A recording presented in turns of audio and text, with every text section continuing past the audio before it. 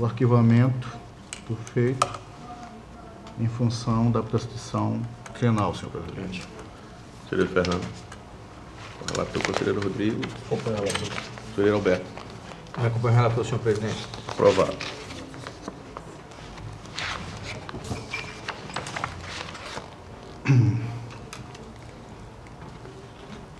Tem algum fato novo diferente desse que eu relatei nos autos? Excelência, tem também o processo 7815 de 2019. 78. É um processo, um pedido de revisão da senhora Flávia Cristina Apóstolo Lira, 23 de julho de 2019, Tem? na qualidade de secretário de Saúde de Feira Grande no exercício de 2012. Conselheiro, é 7815 Qual, excelência? o número do processo? É 16232 de 2012. Ok, obrigado.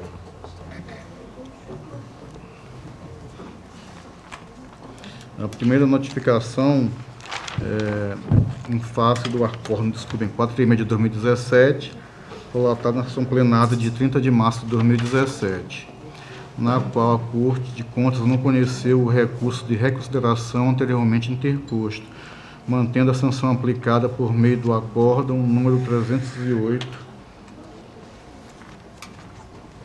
de 2016.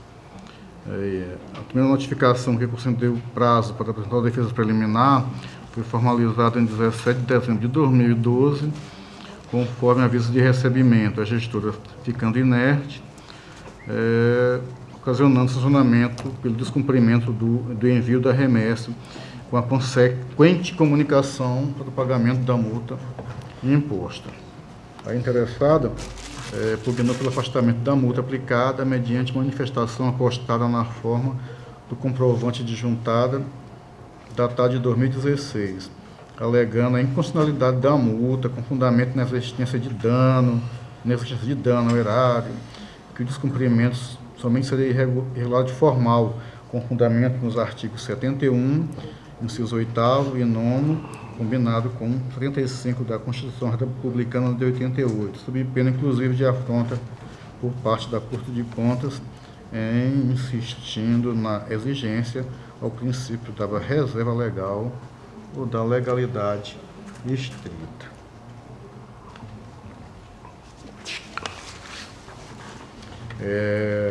O processo foi encaminhado ao Ministério Público, que através do parecer 2293 de 2016, posicionou-se a respeito. O sucinto relatório, senhor presidente. Doutor Gustavo. Senhor Aliás, conselheiro... excelência, desculpe, são dois pareceres de Vossa Excelência. Tá? O de 2293 de 2016, que a seguir a interessada aparelhou o recurso de revisão, e o Ministério Público, no parecer 3026 de 2019, se manifestou também a respeito. A gente está tratando do 16232, correto? 16232 de 2012, excelência. Senhor presidente, o Ministério Público opina pela prescrição no presente processo. Conselheiro Anselmo.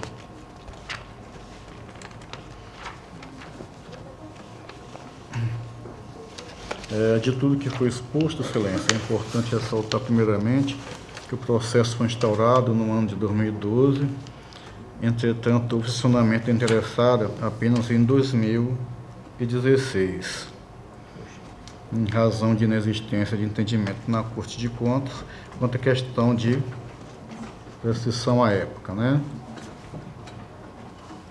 Ato seguinte, por meio de despacho eletrônico de 11 de setembro de 2017, o Funcontas informou a impossibilidade de cientificação da gestora a respeito da decisão por inexistir contrato com a instituição bancária e que arquivaria a cópia do acórdão para posterior e que arquivaria a cópia do acórdão para posterior cumprimento, momento em que retornou o processo ao relator.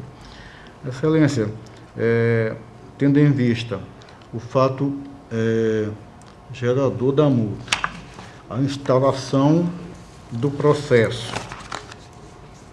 E isso sendo aplicado, é evidente aqui que há a ocorrência da prescrição trienal.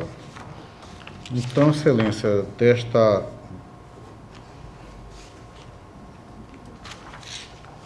feita, Excelência, eu estou aqui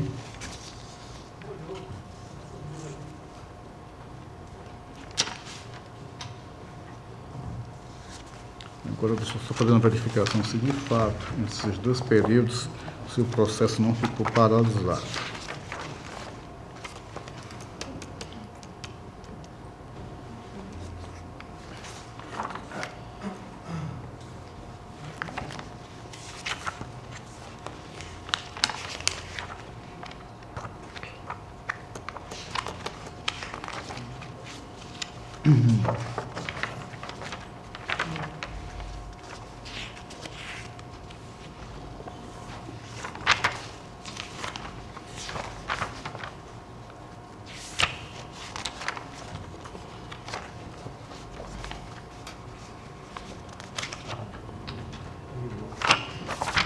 De fato, ocorrer a prescrição trienal, tendo em vista a ocorrência dessa prescrição trienal, eu trago os autos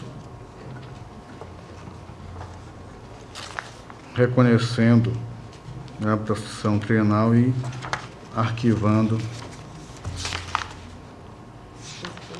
os autos, evidentemente aqui até desfazendo, como no outro processo, a sanção evidentemente aplicada. É como eu voto nesses autos, senhor presidente. Em discussão. Em votação. Conselheiro Fernando. Relator. Conselheiro Rodrigo. Conselheiro Alberto. Então, meu opinião pela prescrição, de acordo com o relator, senhor presidente. Aprovado. Outro processo, Excelência, o processo 14.712 de 2012. É a mesma pessoa, né? 14.712/2012. Confere?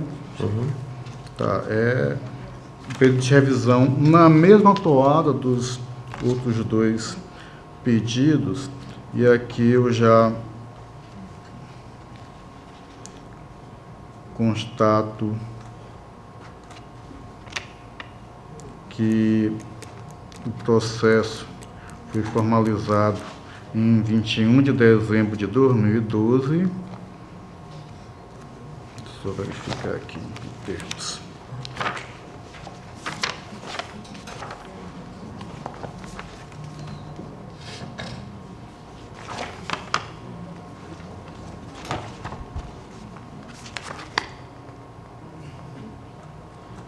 Setembro de 2012.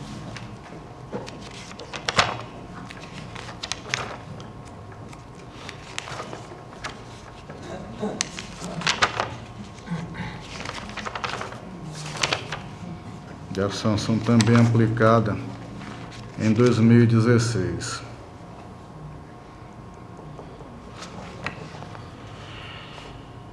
Tendo assim, Excelência, também ocorrera a prescrição trienal, trago o voto reconhecendo lá do motivo diverso do apresentado, mas, aliás, motivo diverso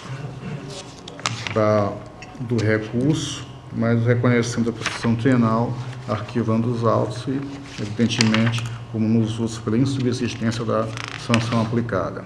É como voto, senhor presidente. Gustavo. Senhor presidente, o Ministério Público opina pela prescrição, mas eu queria fazer um comentário aqui breve.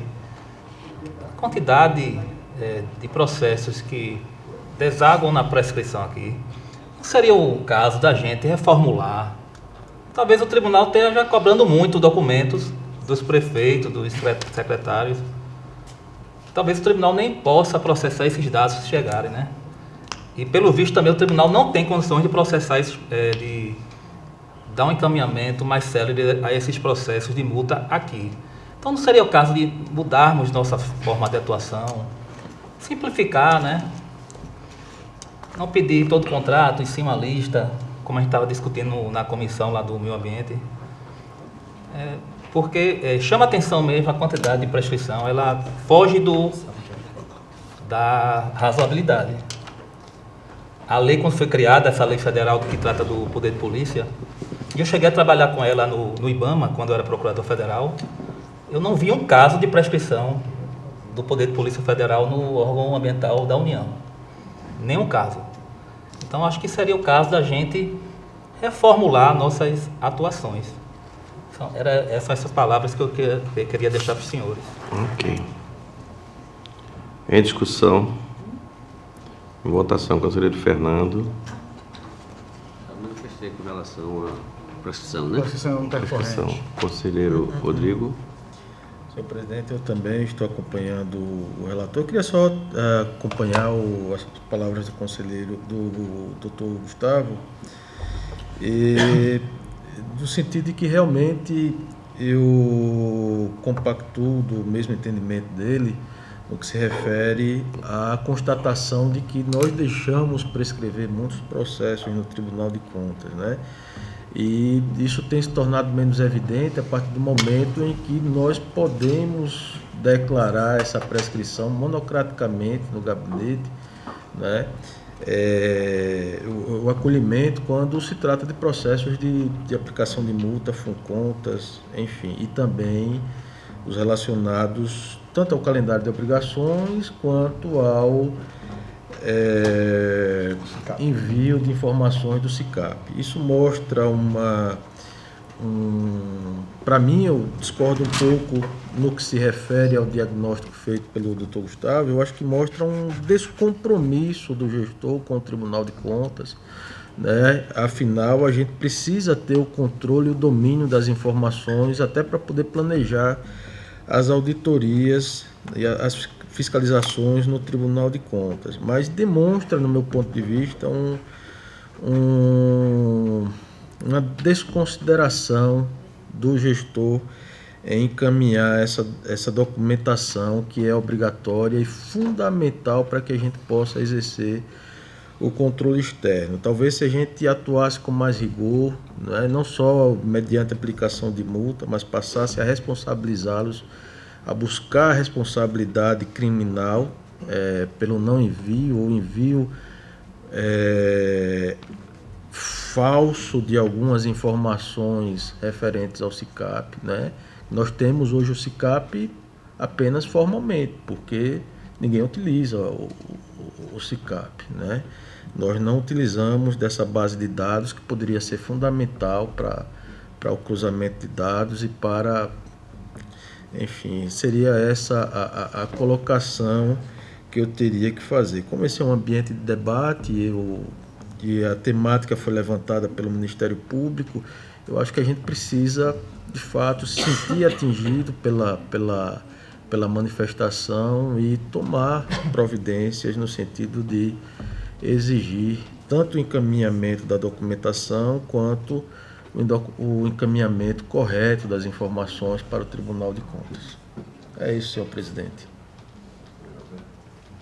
Senhor presidente, eu aproveito o ensejo para pontuar que essa multa, que eu chamo de acessória, né, simplesmente porque não mandou um contrato, não mandou, enfim, um determinado normativo e assim por diante, ela é um pouco desarrazoada, entendeu? O valor dela, pelo menos na primeira descumprimento. Então, eu defendo que o primeiro descumprimento por um envio, ou seja, uma obrigação acessória, deixa de enviar acessória, deveria ser bem menor. Aí a segunda, se reiterar, aí sim. Isso é, inclusive, uma lógica, digamos assim, adotada, inclusive, não só pelas Cortes de Contas, mas por países desenvolvidos, de modo geral, em infrações administrativas, entendeu? Onde sabe-se que, devido a tantas exigências, né, do poder público, e como cidadão, como gestor, com tudo, é possível que a pessoa incorra, né, não por desídia, mas por falha, que pode acontecer de toda a hora. E essa multa é bastante alta para o tipo de possível dano, entendeu? Agora, a segunda não. Se ele reiterar nisso, aí seria, digamos, esse valor. Então, por exemplo, ao invés de ser 100 UP falso, por exemplo, seria, vamos supor, 10 UP falso. Aí sim, se reincidisse, 100 UP falso. entendeu? Só nesse ponto. Qual foi a obrigação? E também concordo com o Ministério Público que nós pedimos muita coisa dos jurisdicionados e poderíamos enxugar isso aí, né? Porque o que precisa, hoje em dia você também tem base de dados e você pode obter informações de diversas maneiras, né? Acho também que precisamos enxugar essa quantidade de obrigações acessórias dos jurisdicionados. E no mérito, voto também pela prescrição do caso do Aqui, voltado pela prescrição, eu só queria que realmente eu concordo com tudo que foi colocado aqui. Também a tese da lista não me sai da cabeça. Eu acho que seria uma coisa, vamos dizer assim, eficiente, né? Daria para cada relator a possibilidade de ele ter uma análise e aí a gente ter uma coisa com relação ao volume acessível, com relação à nossa realidade, né? A realidade que a gente está tendo. E eu queria que quem pudesse ajudar, que pudesse ter um estudo, que pudesse fazer uma proposta com relação a isso, ia ajudar muito. E que a gente possa amadurecer e evoluir nesse aspecto. Nós estamos, como colocou o doutor Gustavo, nós estamos tentando fazer uma reunião mensal, aliás, temos até um calendário com os órgãos do meio ambiente, no sentido que a gente possa usar a filosofia que está sendo implantada no país como um todo, no próprio judiciário, que é você pegar dos problemas existentes, pegar os envolvidos, as partes que estão ali, e fazer um fórum, e você naquele momento você tentar resolver administrativamente vamos dizer, com a concordância, obviamente tem que ser de todos. E aquilo ser um documento dentro do próprio processo, o judiciário está fazendo isso, já fez em alguns casos, o mais emblemático é dessa ferrovia norte-centro-oeste, que foi resolvida, era um negócio de 6 anos de briga e conseguiu sentar desembargadores, ministros, todo mundo resolveu o problema aceitando um depósito, que era um superfaturamento, não era. Ou seja, cada caso é um caso. Eu acho que a gente está tentando fazer um piloto. Agora, essa foi a ideia, com a participação nossa, do Ministério Público Estadual, Ministério Público de Contas, os órgãos de controle. Estamos estendendo para alguns, são 8 municípios que têm Secretaria de Meio Ambiente, e que esses processos, de vez de a gente estar tendo a fama de que os órgãos de controle que atrapalham o desenvolvimento e a execução de obras, a gente está revertendo. Foi feita a pesquisa nacional, o percentual das paralisações com relação ao judiciário e órgãos de controle não chega a 20%. 80% são de problemas de projetos e financeiro. Esse é que é o maior problema. Mas que a gente tenha a responsabilidade de tentar, nesses projetos, a gente tentar agilizar. E exatamente, e esbarra muito também na parte ambiental. Que a gente, nesse fórum mensal, obviamente que a gente não vai pegar coisas pequenas, a ideia é pegar coisas representativas dentro de cada estado. A gente vai começar aqui esse mês e a gente vê como funciona, se vai dar certo, se não vai dar certo, que aí a gente estaria participando como um todo, todos os ministérios públicos, os órgãos de controle como um todo, e a gente agilizar. Então, essa evolução se faz necessária, é importantíssima, a gente está sabendo que esse é o caminho. O que a gente precisa são as ferramentas. Quem puder ajudar, quem puder disso aí traduzir, vamos dizer assim, num papel, colocar no papel e trazer proposta, facilita na hora que, igual quando a gente está aprovando a resolução, a gente faz uma proposta, quem quiser vai analisando e vai colocando aquilo, ou tirando um pouco daquilo. Então, a proposta está valendo, estamos abertos para que a gente possa receber esta proposta e evoluir com ela, tá? Era só isso, só para acrescentar, e vamos, com certeza, vamos tentar melhorar. Foi aprovado agora, conselheiro Anselmo, né? Excelência, eu queria retirar de pauta para verificação, até mesmo das questões de prazo, de cientificações, interposição de sanções, o processo 10.165 de 2012, que também é um outro recurso de revisão. Ok. Assim, está esgotada a minha pauta de hoje, acredito. Sei, conselheiro Fernando, então. Não. Não tenho. Você não tem? Conselheiro Rodrigo, então. Senhor presidente, eu estou trazendo para relatar uma prestação de contas. Trata-se do processo TC 5907/2012 da Prefeitura Municipal de Dois Riachos. Possui como interessada a senhora Rosineide Barbosa de Araújo Camilo. Prestação de contas foi encaminhada a esta Corte de Contas no dia 27 de abril de 2012, conforme ofício de número 34/2012. Eu vou fazer um relatório circunstanciado. Os autos foram encaminhados inicialmente a DEFAFON, que emitiu o relatório AFO-DEFAFON de número 007/2013, conclusivo pela reprovação das contas em razão do saldo insuficiente entre a disponibilidade financeira, as consignações, os depósitos e os restos a pagar. Os autos foram submetidos posteriormente à Procuradoria Jurídica, que elaborou o parecer de número 2999/2013 e que, partindo dos apontamentos da diretoria finalística, deixou as adoções de medidas a critério do relator, de modo que este, entendendo pela necessidade de manifestação, pudesse adotar providências quanto à citação do gestor. Os autos evoluíram ao gabinete dos conselheiros substitutos, na época em que estes instruíam os processos de prestação de contas, oportunidade em que foi elaborado o parecer de número 098/2018 da auditoria, da lavra do conselheiro substituto Alberto Pires Alves de Abreu, sugerindo ao conselheiro relator a citação da gestora, tendo em vista as irregularidades abaixo elencadas. Ele menciona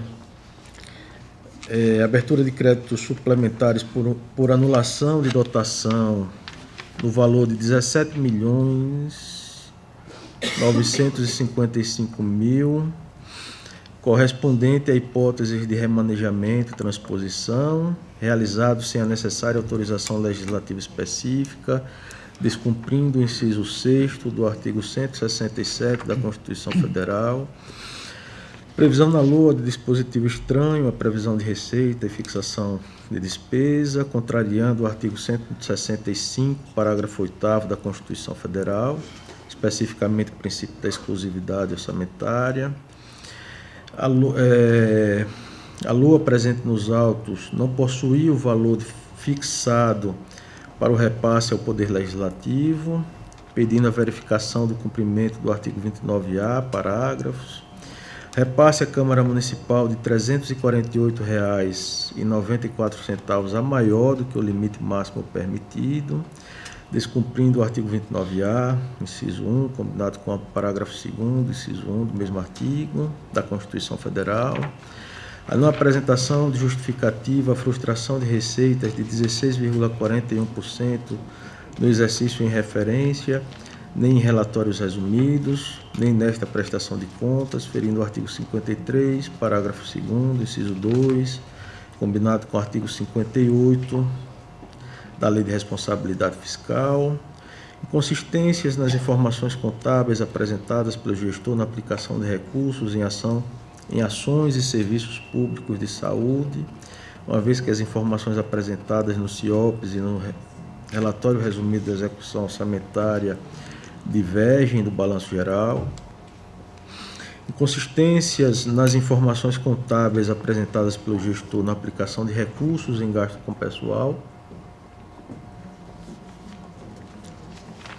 uma vez que as informações apresentadas no relatório de gestão fiscal divergem do balanço geral, ausência do plano plurianual, ausência da LDO, ausência da relação de repasses do 12º ao Poder Legislativo Municipal, ausência do relatório resumido da execução orçamentária referentes ao primeiro, segundo, terceiro, quarto, quinto bimestres, em violação à resolução normativa número 02/2003, ausência do relatório de gestão fiscal, dos relatórios de gestão fiscal referentes ao primeiro e segundo quadrimestres, descumprindo concomitantemente o artigo 52 da Lei Complementar número 101, e a resolução normativa número 02/2003. Ausência do inventário geral analítico de bens móveis e imóveis, contrariando o artigo 94, 95, 96 da Lei 4.320/64, assim como a resolução normativa número 02.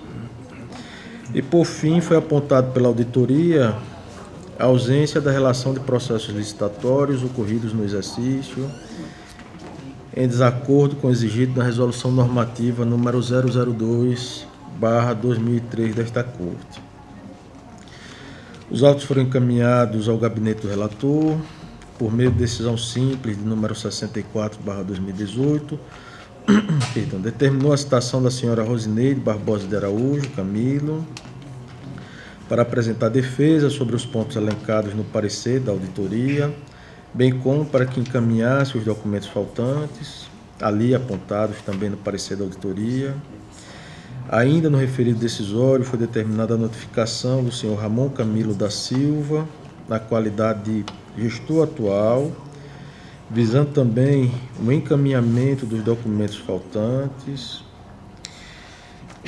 No dia 28/8/2018, a ex-gestora apresentou perante este tribunal manifestação protocolada sob o número TC 11.472, visando atender aos questionamentos suscitados na decisão simples, tendo argumentado que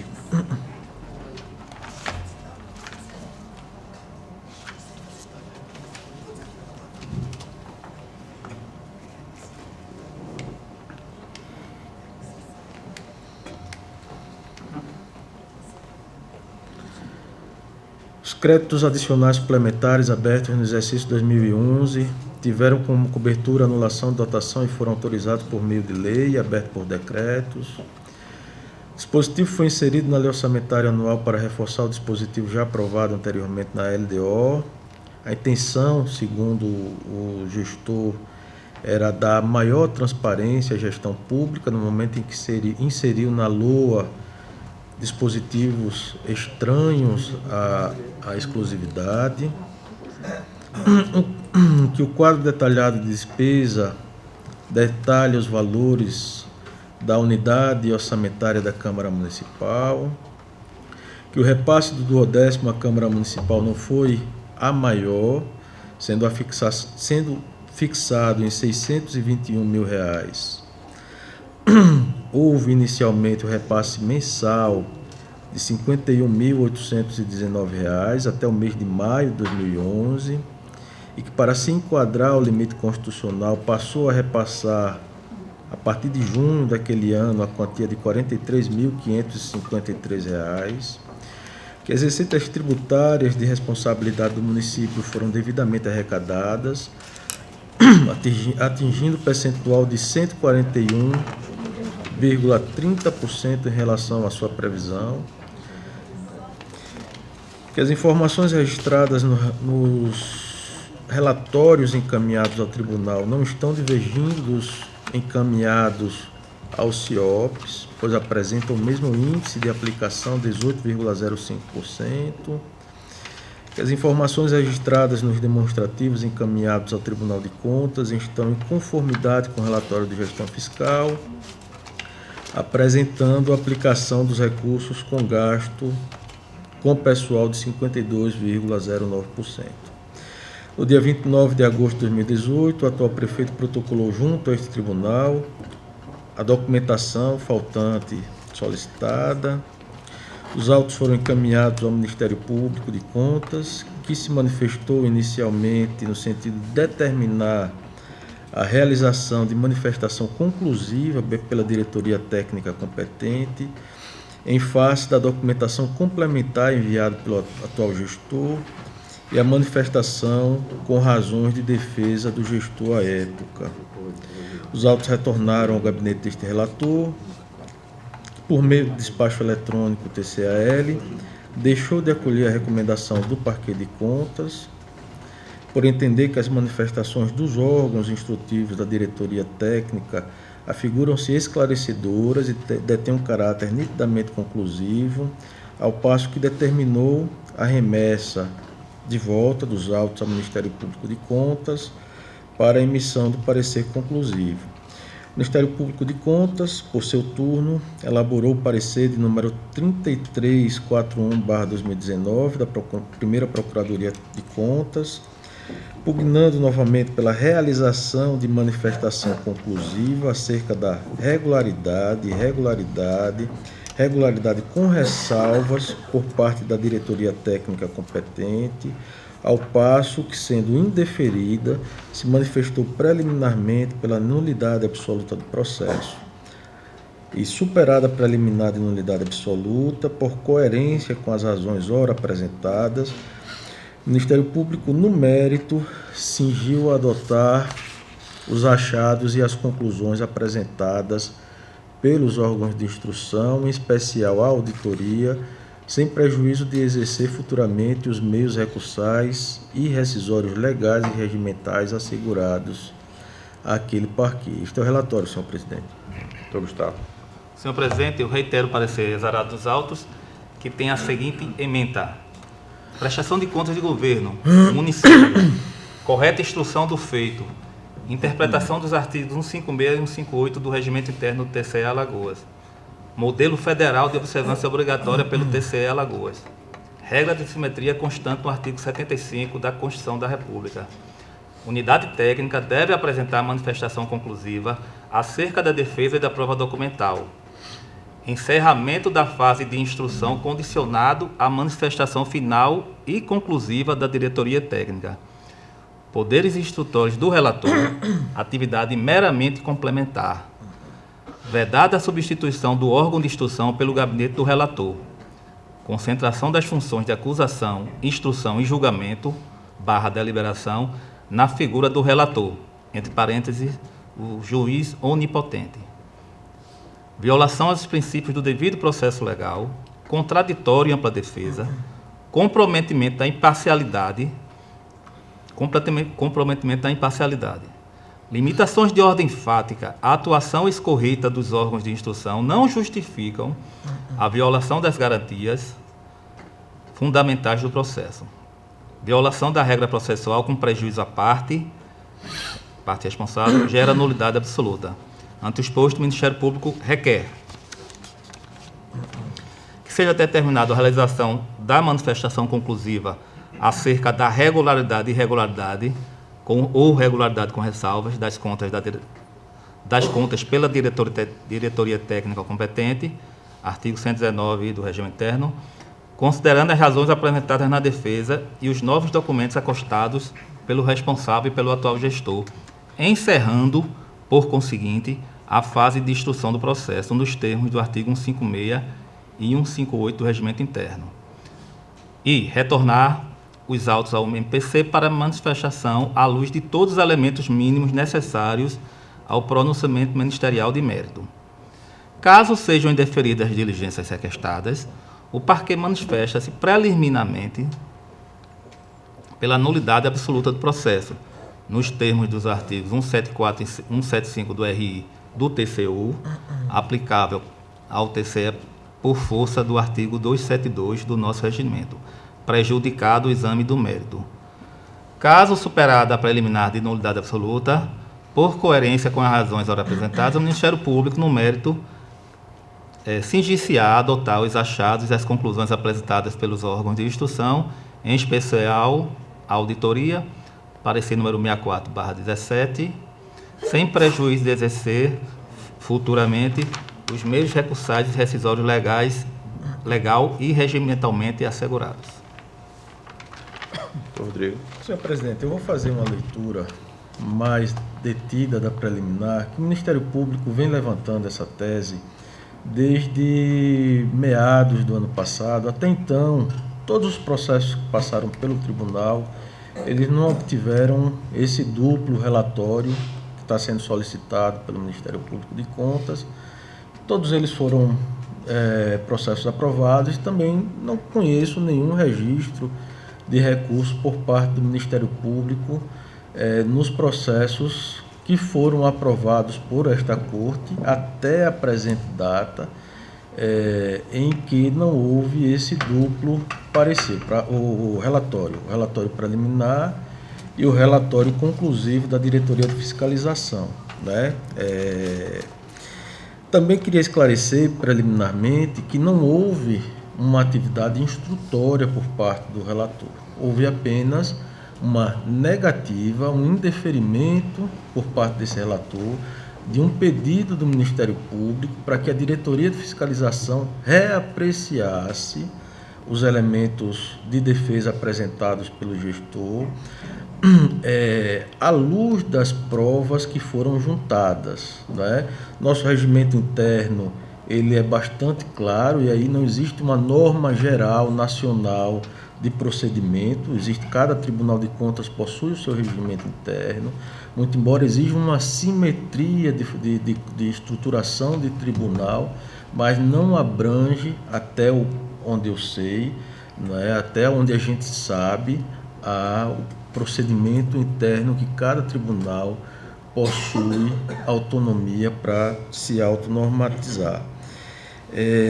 São esses esclarecimentos iniciais. Eu queria fazer a leitura da preliminar, enfrentando a preliminar levantada pelo Ministério Público de Contas, né? E a partir do entendimento que esta Corte venha a adotar, eu passaria a fazer a leitura resumida dos pontos de controle da análise da prestação de contas. Portanto, senhor presidente, prosseguindo o trâmite de praxe, esta relatoria emitiu o despacho de folhas 357/358, por meio do qual indeferiu o pedido de envio dos autos à Diretoria de Fiscalização e Administração Financeira e Orçamentária Municipal, DEFAFON, para uma reanálise do mesmo, à luz dos argumentos de defesa apresentados pelo gestor, sob o fundamento, na oportunidade, de que aquele órgão já teria emitido o relatório AFO-DEFAFON, inclusive conclusivo, pela reprovação ou rejeição das contas do gestor, né? Por meio do qual foram apontadas algumas irregularidades, circunstância na qual gerou enérgico posicionamento contrário por parte do Ministério Público de Contas. Como é ser disso, os tribunais de contas possuem o poder de autonormatização consagrado no artigo 73, combinado com o artigo 96 da Constituição Federal, e como tal, a norma do regimento interno, especificamente constante nos seus artigos 128 e 156, confere ao relator o poder e dever de submeter o processo à análise das diretorias técnicas conforme o contexto processual. E no caso em comento, o não reenvio se deu em razão da inconteste suficiência dos elementos constantes nos autos, máxime dos documentos acima mencionados.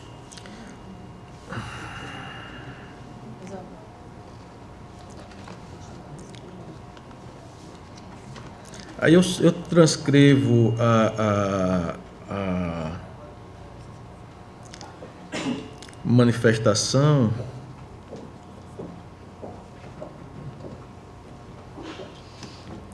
sucede que, da análise dos documentos mencionados, abrem-se aspas, né, depreende-se que as informações suscitadas tanto pela DEFAFON como pelo órgão ministerial compõem um contexto probatório suficiente para se proceder à apreciação final do processo, conforme assim se posicionou o auditor, quando, de pronto, recomendou a reprovação das contas em análise.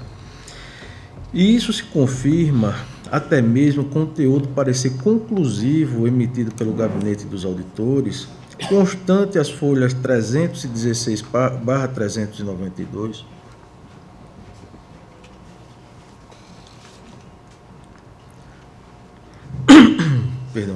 na época em que este atuava na instrução do feito, no sentido de recomendar a este tribunal que a apreciação das contas se desse pela reprovação.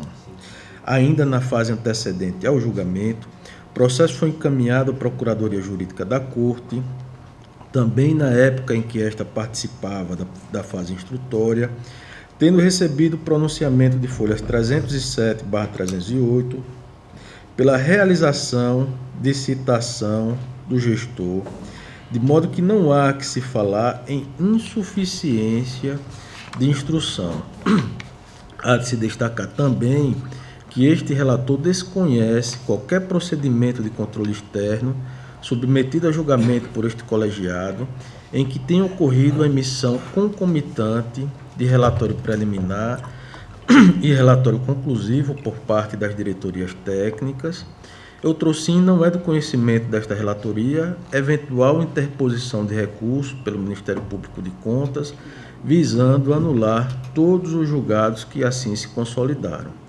O primeiro caso relatado da minha relatoria foi o processo TC 5713/2013, referente à prestação de contas do município de Belo Monte, exercício financeiro 2012, levado à sessão plenária do dia 10 de dezembro de 2019, no qual fora levantada a preliminar no sentido de não acolher a nulidade apresentada pelo Ministério Público de Contas, oportunidade na qual o processo foi objeto de vista formulado pela conselheira Rosa Maria Ribeiro de Albuquerque. Esse foi o primeiro processo que eu trouxe para relatar, em que havia essa preliminar do Ministério Público.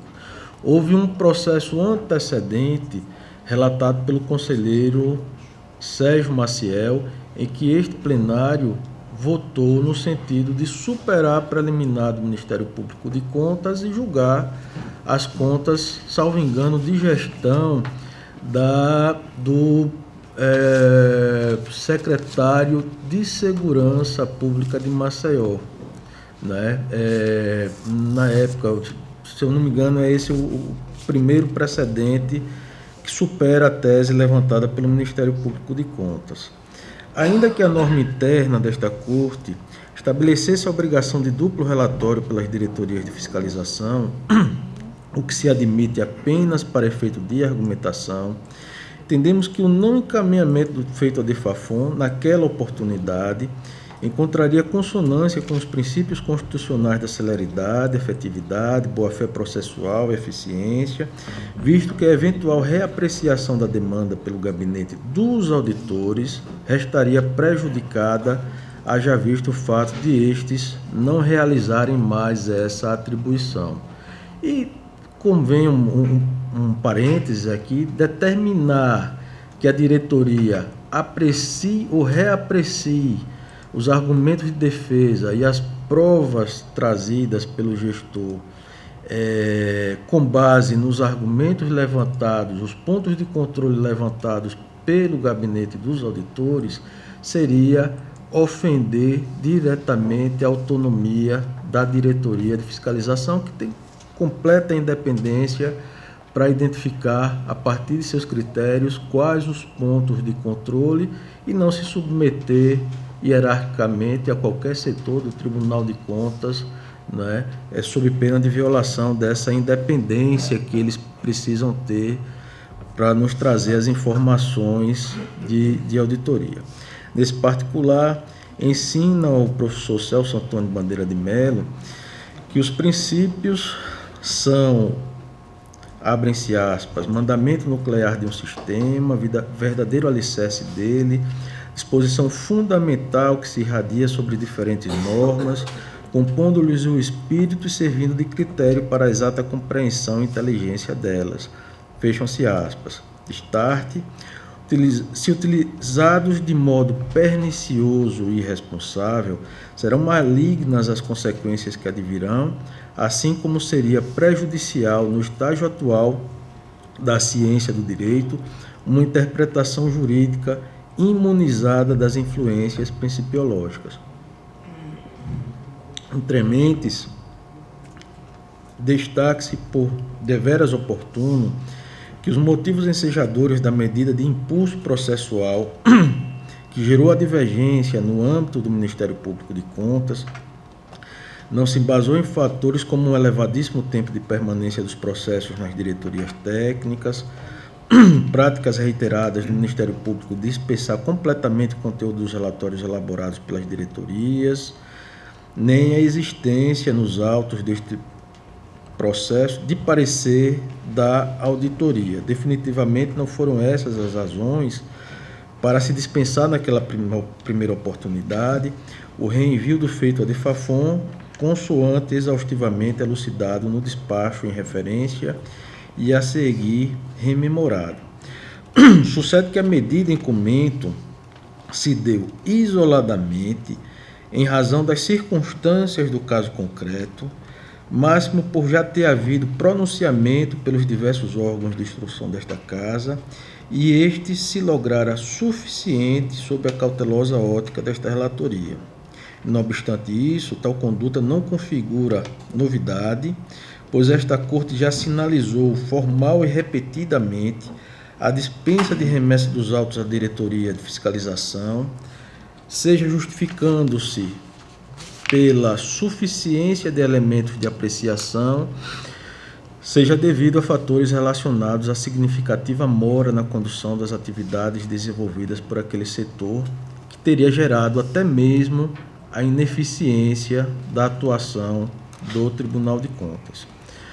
Oportunamente, observe-se que o que restou consignado no enunciado de questão de ordem suscitada no processo TC 5160/2015, publicado no Diário Oficial de 3 de dezembro do ano de 2019, abrem-se aspas, a diligência proposta pelo conselheiro que pediu vistas no processo em plenário ou Câmara, se aprovada, o mesmo deverá realizar a referida diligência e devolver os autos ao relator originário para manifestação primeira, dispensada posterior tramitação pela diretoria de fiscalização pertinente, ressalvado o encaminhamento, contudo, ao Ministério Público de Contas. De certo, a norma regimental contida nos artigos 127, 128 e 156 do Regimento Interno decorre das máximas atinentes aos poderes conferidos ao relator e, neste particular, o ordenamento jurídico pátrio tem evoluído paulatinamente na medida em que a legislação processual contemporânea ampliou os poderes do relator, os quais se restringiam à instrução e à preparação do recurso, e passou a conferir ao julgador relator até mesmo o poder de apreciar monocraticamente as demandas em situações específicas. Nessa perspectiva, nem o Ministério Público de Contas, nem o relator, este enquanto gestor do processo, não se encontram limitados aos achados de auditoria apontados pelas diretorias.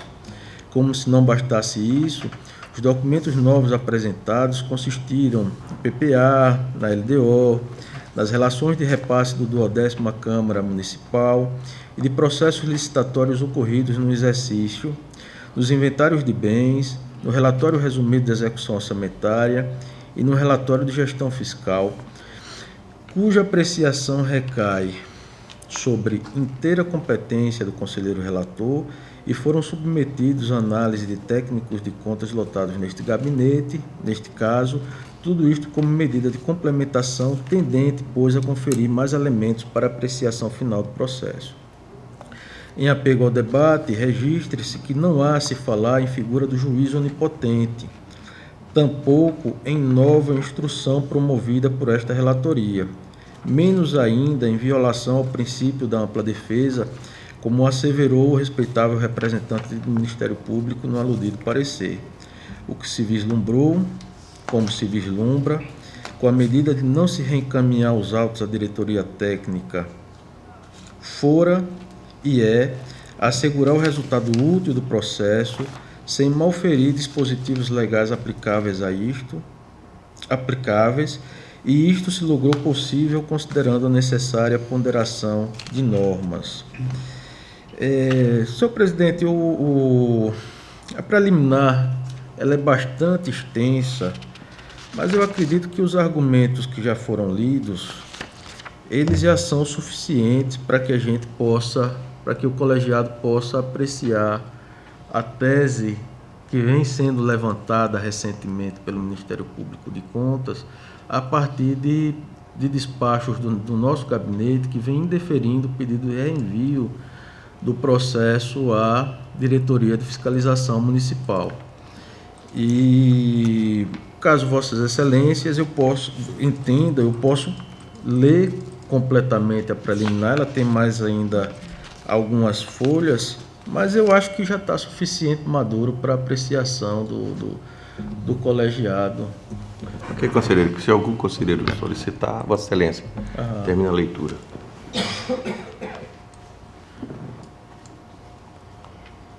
Pode continuar. Eu acho que seria interessante a gente colocar em votação, é só sugestão minha. Está em votação, conselheira Rosa. Eu acompanho o relator. No sentido de não acolher a preliminar. De não acolher a preliminar, exato. Conselheira Selma. Excelência, os senhores todos sabem das minhas reservas. Eu até, em tom jocoso, já peço desculpas. E uma vez aqui, meio chateado, disse que a lei orgânica do tribunal, ela podia ter um artigo ou 2, talvez 3, também o regimento interno. Já peço desculpas antecipadamente. Porque neles, lá no seu final, nas suas aí pretensas, né, disposições finais, gerais, diz lá que na lei orgânica que poderá utilizar a lei orgânica do TCU. No regimento interno é mais grave, que deverá usar o regimento interno do TCU. Em termos práticos, poderemos ter uma lei orgânica, aplica-se a lei orgânica do TCU, e no regimento interno aplica-se o regimento interno do TCU. E eu já peço desculpas novamente por falar isso aqui agora. O senhor Rodrigo ele tem razão, esse tribunal, acredito que tenha sido a última questão de ordem, eu estava até pesquisando aqui, consegui encontrar, parece que se manifestou em caso parecido, da competência que tem o gabinete dos relatores para fazer a análise das informações constantes dos autos. O meu ponto de divergência, às vezes, com o Rodrigo, é da necessidade do processo seguir o rito interno. Se a auditoria é competente a participar do processo, eu entendo que o processo deve ser encaminhado a ela, nem que ela não tenha condições de se manifestar contento a respeito. Ainda mais, até pegando emprestado, eu me preocupo muito mais da observância do que contido na lei orgânica, do artigo 57 do nosso regimento interno, que parece que é um artigo coringa, serve para praticamente tudo. Ele, no seu finalzinho, diz assim: após o que, se entender necessário, ouvirá novamente os órgãos competentes. Parece que é uma alternativa, é uma possibilidade dada do relator. Ao relator. Eu também entendo que, em certa parte, assista a razão ao Ministério Público quando se preocupa pela situação especificamente do contraditório efetivo, entendo.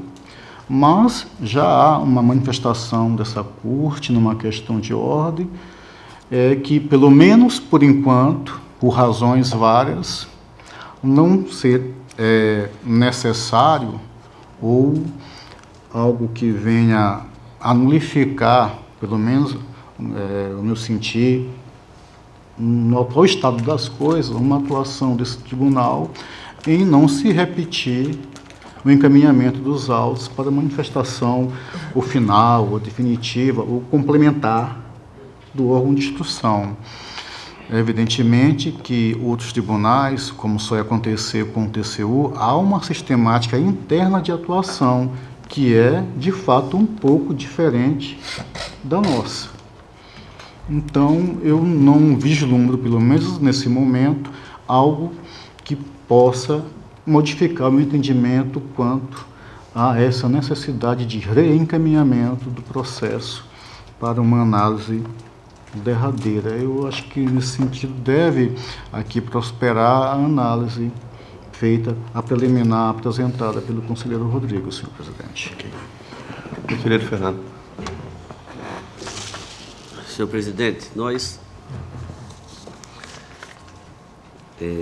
apesar das razões, como falou en passant conselheiro Anselmo, com relação às prudências que nós devemos buscar para a realização do julgamento isento, prestigiando,